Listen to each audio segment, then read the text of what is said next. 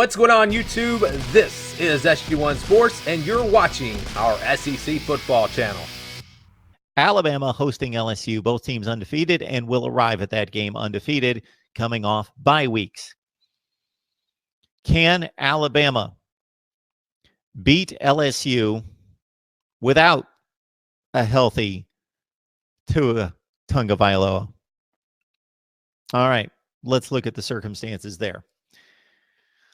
So Nick Saban has commented most recently after the game against Arkansas and in his weekly press conference that the right ankle of Tua Tagovailoa is doing much better and was less seriously injured than the left ankle was in 2017 and 18.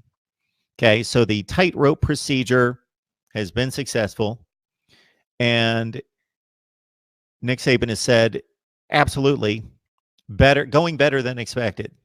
So if you map the timeline from the time of the injury and then the procedure the following, I believe, Monday, there's going to be nearly 3 weeks separated from injury and surgery to match up against LSU for Tagovailoa and the Crimson Tide. It's not his plant foot as a left-handed thrower. He doesn't have to push off of it as he did with the previous injury. If Nick Saban is telling us the truth, it's going well. He's better than expected. And the injury's not as bad. Injury not as bad, going better than the last time, better than expected, and it's not his plant foot. So maybe Tua is ready for LSU, but maybe it's also a situation in which we saw last year and the year before, in which he continues to falter and continues to have issues with it after the initial injury. Mac Jones stepped in against Tennessee, and I was not impressed. A lot of people were not impressed. He seemed to be a bit taken back by the situation. It was a closer than expected game. Thanks to Jared Garantano, it wasn't as close as it could have been, as they were going in for the score that would have brought Tennessee within one score mid-fourth quarter. But Alabama, of course, got the defensive touchdown from 103 yards out and broke away from Tennessee. So Mac Jones didn't have a whole lot of pressure on him during that game. But still, even at home against a lesser opponent with a nice point differential in his favor, never having to play in a one-score game, Mac Jones didn't look good against Tennessee. He looked a bit skittish, was inaccurate, threw a lot of balls into the ground, just didn't look prepared for the moment. Okay, he got in a week of practice, and he looked much better against Arkansas. How much does that mean? It's possibly the worst defense in the SEC. It's one of the worst 2 or 3, certainly.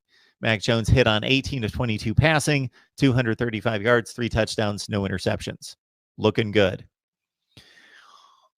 Mac Jones, based on his time on the Alabama campus, his time in the program, has performed well in practice to the extent that he's the backup quarterback at Alabama to possibly the best quarterback in the nation. So all the observations and evaluations of Mac Jones to date before he stepped on the field where it really counted against Tennessee and then against Arkansas has been that Mac Jones could carry this football team, could game manage this football team through these kind of circumstances, but maybe not against this opponent. Mac Jones was the 18th rated pro-style quarterback coming out of high school in the 2017 class, hails from Jacksonville, Florida.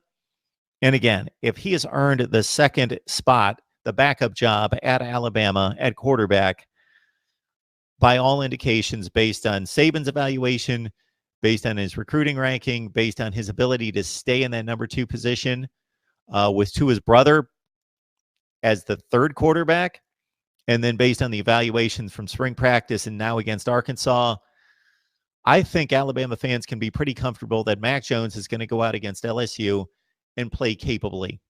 He's not going to make the jaw-dropping type of throws that Tua is going to make. He doesn't have the mobility of Tua. I think we also have to take into consideration the way LSU's playing. The resume is the best in the country, in my estimation. LSU has the best resume in college football. That's why I have ranked them number one for quite a long time. Ever since Auburn lost its first game, I have elevated LSU to number one, not just based on the performance, which may go to the side of Ohio State, but based on the resume of beating Texas and Auburn now and Florida. And the resume for LSU has been exceptional. They did show some weaknesses against Auburn.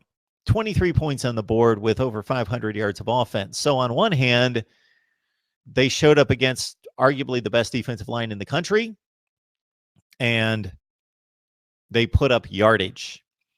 Their wide receivers, two in particular, Jamar Chase in particular, he had a huge game. Terrace Marshall as well, abused at times the Auburn defensive backs, but they bogged down in the red zone. Joe Burrow threw a pick in the red zone. They had some costly mistakes in the red zone where they bogged down and couldn't complete the drives. That gives Alabama's defense some hope, and that LSU is still not a perfect machine on offense.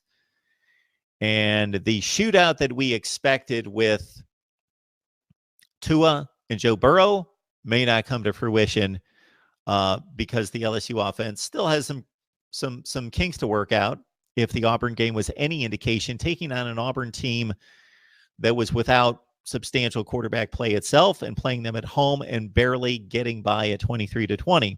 It's a great win for LSU, but it was not a convincing win, and the offense did not complete drives to finish it off.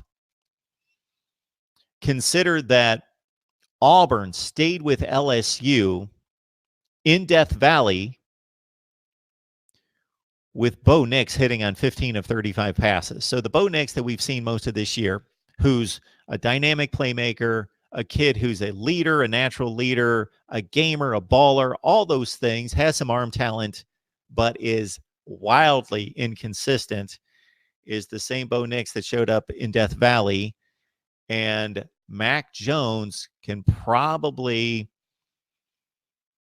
put together a much better display of consistently hitting targets than Bo Nix. And if Auburn was able to stay with LSU to the wire and have an onside kick to try to get the ball back to win that game, with Bo Nix hitting on 15 of 35 passes and playing Bo Nix style football, I think he's going to be a really good quarterback. But right now he's a true freshman who's wildly inconsistent.